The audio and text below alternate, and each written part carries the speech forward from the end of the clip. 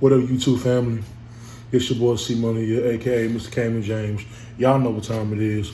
I want to do my preview on the Texans versus Kansas City matchup, and just tell you my few thoughts. Usually I don't do a lot of previews because I'm gonna wait and see what happens. But the fact that this is Bill O'Brien's second divisional playoff game, because we know most of the time that Bill O'Brien goes home in the first half. Wild card round. So this is his second divisional round. The last one was with number 17, Brock Osweiler, and we know how that went. And we said that down. Maybe Bill O'Brien would have had a decent quarterback along with a great defense. Maybe he would have beat the Patriots. We don't know. But let's talk about a few things. Let's talk about one of the key things to the Texans winning this game. It's going to come down to what team makes enough plays to win. Because, to be honest with you, as good as they say Kansas City defense has played in the second half of the season, I don't believe it's that much improved. I just think that maybe that the Honey Badger has really made a difference, and as clearly as we see, and based on how Iraq is doing with the defense right now, maybe it wasn't Honey Badger. Maybe it was Romeo. Maybe the fact that Romeo never could find a good fit for him. And the fact that Honey Badger is really making a difference over there in Kansas City. So it's going to really come down to two things. It's going to come down to who's going to score the most. Because I do think that, and everybody might say, we beat them last time, and we got their number. No. The NFL is about an improvement league. It is an update league. That's why you have to improve every time, every game. I'm going to use Bill O'Brien words in his own. I'm going to use Bill O'Brien words. This is an improvement league. You cannot go into a game the same as you did back in week 6. You can't, because you do that, they're going to be waiting on you to run the ball and run the clock, and you need to, because now, credit, the Texans could have easily blown out Kansas City because we dropped 2 or 3 touchdowns, Will Fuller, DeAndre, and you know the rest. So you have to count, and then we can't do these slow starts. I'll go back and look at my videos. I've talked about this repeatedly, especially for this game. You get down early, Mahomes is going to put up like 500 or 400 to 500 yards passing. You can't get down. It's not Buffalo. Buffalo was number 20th in offense, maybe 21st. So you can't get down early in this game. I think this is me. Maybe, like I said, the game can go either way. But I feel like if the Texans get the ball first, I feel like it's important because you need to come out with authority and say, hey, we here. We are here to win. Week 6 wasn't a fluke. Even though I say, and that's why I tell people all the time who are very, but we beat them and no. You feel great about that win. No doubt. Feel good about it. But you need to take consideration that this game is going to come down to who makes the play at the end, to me. It's going to come down to Watson. Talked about this repeatedly. Is Watson making that improvement to read the second and third pre-snap read? Is he making the right decision, not just flying out the pocket and making play, which I love it. I love it, even though I still say Bill O'Brien should make more outside the pocket plays and just have them boxed in. And I do agree if Deshaun can, because this isn't Buffalo's defense. Kansas City secondary is nowhere near like Buffalo's. So in my opinion, to me, Kansas City is going to blitz more, but I think you can get Kenny Stills or D-Hop or some of these players on some good matchups and win, because you're not everything Buffalo did to you Saturday night. The reason why it was so hard, because they challenged everything at the line of scrimmage. You're not going to have that with Kansas City. As good as that defense has improved in the second half of the season, I just don't think it's improved to a point where they can shut down the Texans offense. And this is why I say, in my opinion, they need to come out with a different game plan. No, still run the ball, still run the clock. I'm not saying change it completely. Don't just try to, because they're going to look for you to do that. Remember, Chris Jones didn't play last time, and they didn't have Terrell Suggs. And Terrell Suggs, as old as he might be, he's still a good pass rusher. He can't do nothing else. He can rush the passer. So you have to take consideration that, because I'm not going to lie to y'all, I love Laremy Tunsil. I love the pickup. I can't even believe what I'm saying, but I can't even knock below Brown for trading 2 first-round pickers. It is hard to find a good left tackle. Laremy Tunsil's been like number 1, number 2 all year. Him and Ryan Staley, whoever you want to pick. He been like top 2 all year. Jerry Hughes did a number on Laremy Tunsil. Y'all go look at that tape. And I'm seeing the pattern with Laremy Tunsil. He's not really good at speed rushes. Now, power rush, shut down. I think he has a problem with speed rushers. And it's like, and it's not saying that Laremy Tunsil's not a bad player. It's not saying that Laremy Tunsil is trash. I'm just saying when he played Shaq Lawson, this is when he played Von Miller. This is when he played Shaq Lawson. This is when he played Jerry Hughes. 3 elite pass rushers who, I think Von Miller could do a little bit of power and speed. All 3 of them have one thing in common. They have speed off the edge. And that's why I think a lot of Laremy Tunsil, hell, he caught a flag Saturday.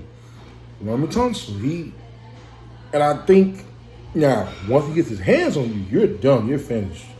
But I think what I'm afraid of is if Terrell Suggs gets, or whoever they flop, because Chris Clark is more of a power rusher, but I feel like if they put Terrell Suggs, now, I don't know Terrell Suggs because he's in his, I think he's year 15. I think if they put Terrell Suggs on Laremy Tunsil's side and he's rushing, now he might lock up Terrell Suggs because Terrell Suggs not maybe his younger years or his prime years in Baltimore, but I don't know. I gotta look at some more Terrell Suggs tape, but I think that hopefully he isn't that quick because I noticed Laremy Tunsil struggles with quick rushes off the edge. And it's not that Laremy Tunsil can't get better because Laremy Tunsil's only in year 4. So I'm not going to act like, Laremy Tunsil. No, I'm not going to act like that. I'm just saying what I've seen. Laremy Tunsil is not that good at speed rushers. But that can be negated based on the play. This is what I'm talking about with Deshaun and Bill O'Brien, the play calling. Now, I listened to Pat G-Stat podcast this morning. He talked about this offense goes as Deshaun goes. It's about 70% right, but the 30% I still put it on Bill O'Brien. When I talked about my last video with Kenny Stills, because to me, even though I'm not saying force the ball to Kenny Stills, but you need to get him more involved than just 2-3 catches a game. This man is a matchup problem. Let's not forget, y'all, before he got to the Texans, he was a deep threat. He was Will Fuller. He just wasn't 4-3 Will Fuller. He was a deep threat. He was killing people. People forget that because he went to Texans. And when you got D-Hop and Will Fuller, you kind of forget Kenny Stills. But Kenny Stills is a matchup problem. And I feel like you can easily dominate this game like you did in week 6. You gotta get Kenny Stills more involved. Kenny Stills, run the football and consistent play calling. Those 3 are offensive-wise of elements for you to win that game. Because you don't do those 3 things, Tennessee's gonna beat you. And they're off to the AFC Championship against Baltimore or Tennessee. Now, defensively, pass rush, stopping the run. Well, you know what? Kansas City doesn't really run the ball, but they do a lot of read option runs where they don't. Where it's Damian, where I think it's Derek Williams, Derek, whatever his first name is, Williams. Shady McCoy, I don't know if he is playing or not, but their runs is based on they pass the run, not run the pass. So they running game is going to be dependent on how well we play they pass. To me, you want to keep everything 2nd and 10, 2nd and 9, 3rd and 9, 3rd and 10. You don't want nothing 3rd and 4, 3rd and 4, 3rd and 5, or 3rd and 6 because Pat Mahomes can easily get you because even though he's not Mahomes when it comes to running the football, but the way he throws the football and can move out the pocket, you need to be on your P's and Q's as a DN. Whitney Merciless, Jacob Martin, Brandon Scarlett, and whoever plays the edge. The key to that defensive line rush is going to be the edge rush because you don't know if Mahomes is going to pull it in with the running back or pull it out with Mahomes and him roll out the pocket and make a throw down the field. Please, I am begging Romeo. Please. Now, you want to play in the red zone? I'm fine with that because the red zone is very condensed. But please, Romeo, don't play no cover 2. I am begging Romeo, do not play cover 2. If he plays cover 2, y'all, cover 3, we're going to lose. I'm not saying play man, but you need to play man about 80% of the game because you have the corner. See, last time you had Bradley Roby got injured in the second half. You didn't have no Bradley Roby. You didn't have Gary Conley. You didn't have, when you had Lonnie, you had Phillip Gaines, but he got hurt. No, I'm lying. Phillip Gaines, no, I'm lying. He got hurt in the Indy game. You didn't have the corners you got now. You got man corners. And I don't care what the report said about J. Joe and his hamstring. Man, listen, no. The problem was we had missed tackle. Oh, excuse me. That's another key. Tackle. If you don't tackle this game, they won't burn your ass because you missed Tyreek Hill. He off to touchdown. I like the game plan last time when Romeo put Lonnie Johnson on Travis Kelce to kind of offset Travis Kelce because I think he had like 3 catches for like 50 yards. I mean, that's not bad. 3 catches, that's not bad. That's not him killing you up down the middle. You just keeping him at 50 yards. So what I'm saying is, if Romeo if he can limit his zone plays, then you will be all right against Kansas City.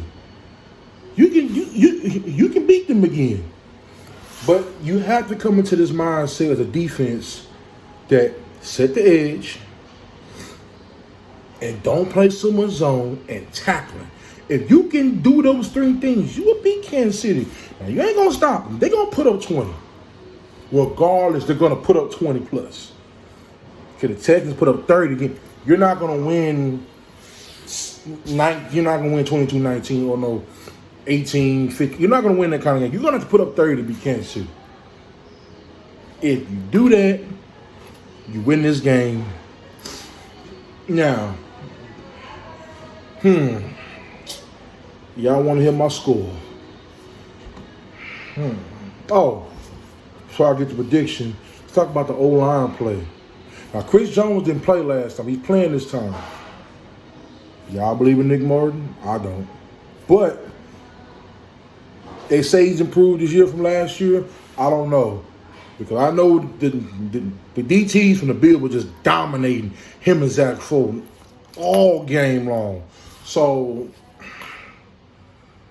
line pressure, line play, consistent play calling, and Deshaun reading the field has to be the keys to this game, to this winning. Okay. If I just gotta pick any score, I'm not drinking the below brown Kool-Aid, but they win this game, I might whip out that package and I might just stir it up in the water. I don't know. Texans win 34-24.